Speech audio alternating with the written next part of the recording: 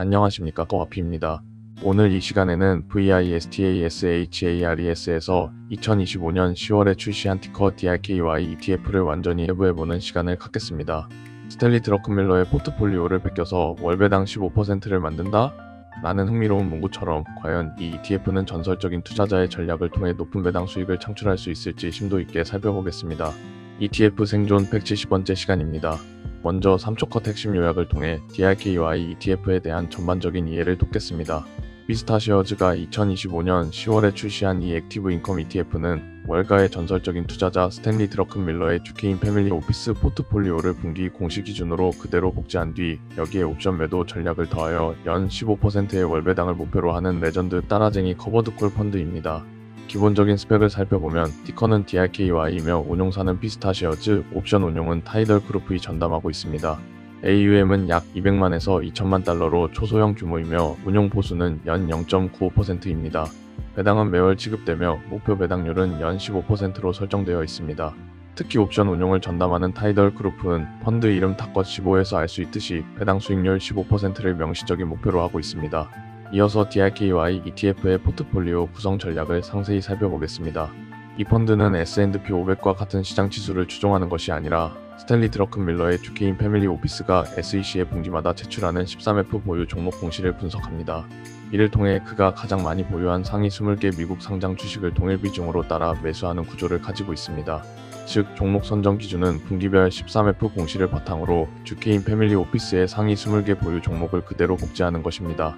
현재 주요 비중을 보면 NATERA가 19.7%, INSME가 7.9% 등으로 바이오 및 헬스케어 성장주 비중이 절대적으로 높은 상황입니다. 여기에 더해 옵션 오버레이 전략을 사용합니다. 타이덜 그룹의 복제된 포트폴리오 위에 콜옵션 매도를 실행하여 월 배당 재원인 프리미엄 수익을 확보하는 방식입니다. 현재 DRKY의 포트폴리오 상위 종목 구성을 살펴보면 드러큰밀러의 13F 공시 기준에 따라 바이오와 헬스케어 성장주에 집중되어 있음을 확인할 수 있습니다. 특히 상위 두 종목인 NATERA가 19.7%, INSME가 7.9%를 차지하며 이 두 종목만으로 전체의 약 27.6%를 차지하는 매우 고농도 집중 구조를 보입니다. 나머지 18개 종목이 72.4%를 차지하고 있습니다. 헬스케어 및 바이오 성장주의 특성상 주가 변동성이 매우 크며 단일 종목에 대한 이슈가 발생할 경우 펀드 전체의 성과에 즉각적인 영향을 미칠 수 있다는 점은 투자에 있어 유의해야 할 부분입니다.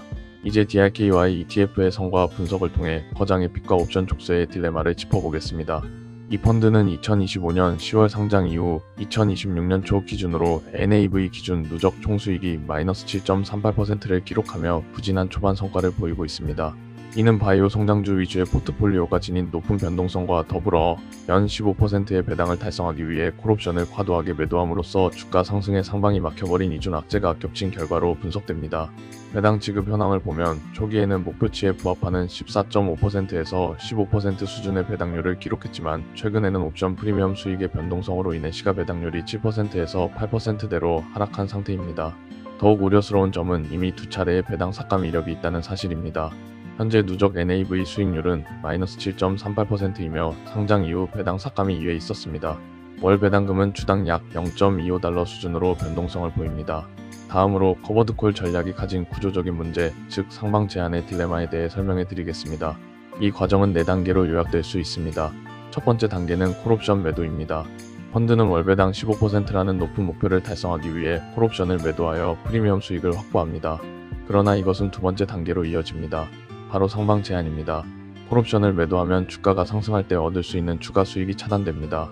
세 번째 단계는 이로 인한 NAV 하락입니다. 기초 자산이 상승할 기회를 상실하게 되면서 순자산 가치, 즉 NAV가 하락하게 됩니다.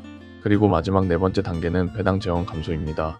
NAV가 감소함에 따라 배당을 지급할 수 있는 재원 역시 줄어들게 되고 이는 결국 배당 압박으로 이어지는 악순환을 형성하게 됩니다. DRKY ETF가 가진 첫 번째 숨은 리스크는 바로 살인적인 수수료입니다. DRKY의 운용 보수는 연 0.95%로 책정되어 있습니다. 이는 전설적인 투자자의 포트폴리오 복제와 옵션 운용 비용이 반영된 수치입니다. 반면 JP모건의 대표적인 커버드콜 ETF인 JPI의 연 운용 보수는 0.35%에 불과합니다. DRKY는 JPI에 비해 약 2.7배나 더 비싼 수수료를 받고 있는 셈입니다.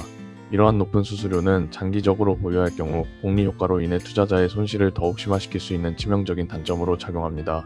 두 번째 숨은 리스크는 바로 13F 공시의 치명적인 한계입니다. 이 방식은 항상 뒷북을 칠 수밖에 없는 구조적 문제를 가지고 있습니다. 첫째, 드러큰밀러의 패밀리 오피스에서 종목 매수 및 매도 실행이 이루어집니다. 둘째, 이후 분기가 종료되고 최대 45일이 지나야 SEC의 13F 공시를 의무적으로 제출합니다. 즉, 최소 45일의 지연이 발생합니다. 셋째, DRKY는 이 공시를 분석한 후에야 펀드의 리밸런싱을 실행하는데 이 과정에서 실질적으로 약 2개월가량의 지연이 발생합니다. 마지막 넷째, 이렇게 DRKY가 포트폴리오를 반영한 시점에는 이미 시장 가격이 해당 정보에 반응을 완료한 상태입니다. 이는 뒷북 매수로 인해 수익률이 희석되거나 고점에 매입할 위험이 항상 존재한다는 것을 의미합니다. 법적으로 13F 공시는 분기 종료 후 최대 45일 이내 제출이 허용되므로 DRKY는 구조적으로 드러큰밀러보다 최소 45일에서 60일 늦게 포트폴리오를 따라갈 수밖에 없습니다.